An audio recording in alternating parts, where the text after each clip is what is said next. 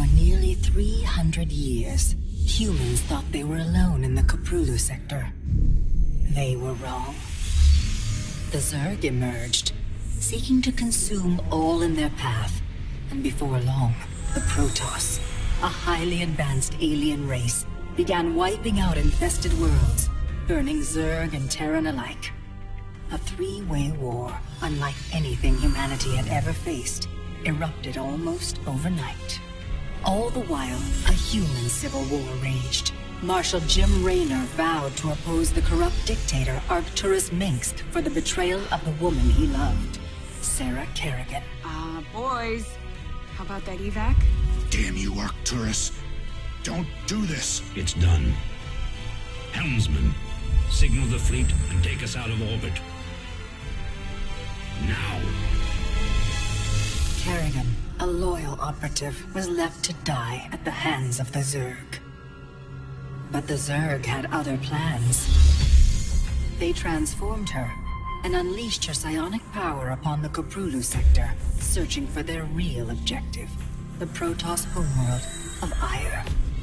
The Protoss were unaware of this danger and slow to respond.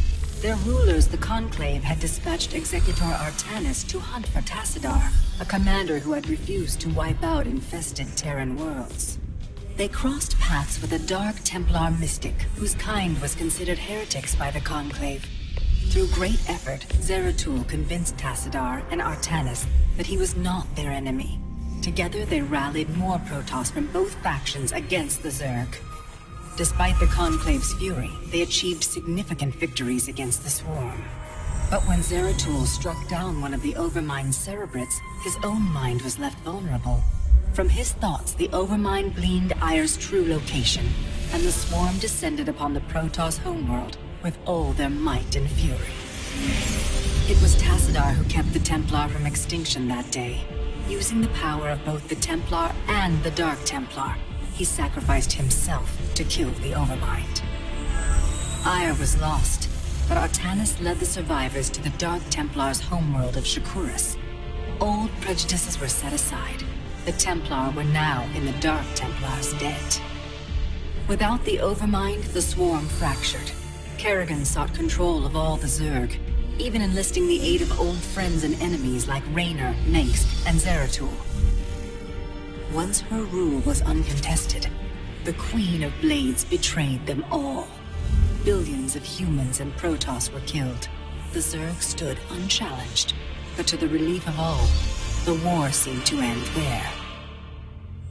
Zeratul suspected the Zerg had fallen under the control of dark forces. He uncovered prophecies stating that an ancient entity, Amon, was attempting to merge Protoss and Zerg lifeforms into an unholy hybrid, and that this evil might already have control of Kerrigan and her power. It was during this time that Executor Artanis, hailed as a hero, was made leader of both the Templar and the Dark Templar. As Hierarch, Artanis united both factions, and promised to one day reclaim the glory they had lost on Ire. Raynor had vowed to see Kerrigan dead, but his retaliatory strike failed. Even his rebellion against Mengsk's tyranny proved ineffective against the Dominion's propaganda machine. But with the arrival of old friends and mysterious new allies, Raynor revived his campaign against the Dominion, scoring major victories on multiple fronts. But Zeratul warned him about the encroaching darkness, and said the key to stopping Amon was the Queen of Blades. She was needed alive.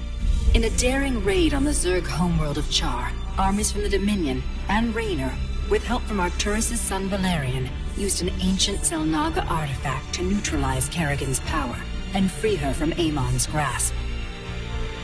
The Queen of Blades was helpless. The Dominion wanted her dead. Raynor couldn't allow it.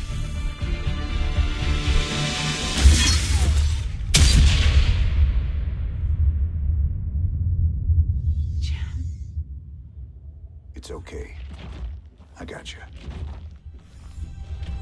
Valerian Mengsk offered them sanctuary, but his father could not let this opportunity pass.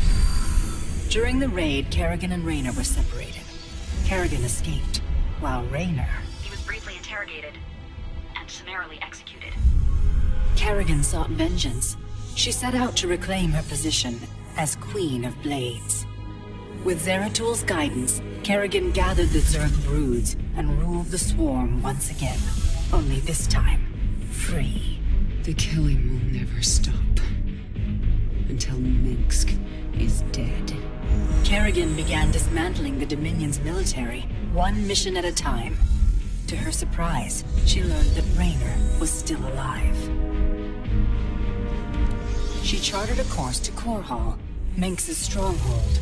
Despite encountering his best troops and traps, she personally ended his life. But there was little time to celebrate. Amon's plans were still unfolding. Kerrigan left Raynor to rebuild, while she hunted her true enemy. Raynor and Valerian Minsk set about reforming the Dominion, with a just government. With the Zerg and Terrans quelled, Hierarch Artanis saw an opportunity. He declared that the unified Protoss, Templar and Dark Templar alike, would retake Ire. Any dissenting voices went unheard amid the hope for reclamation. Zeratul set off alone, searching for the truth, hoping against hope that the Hierarch was not making a terrible mistake.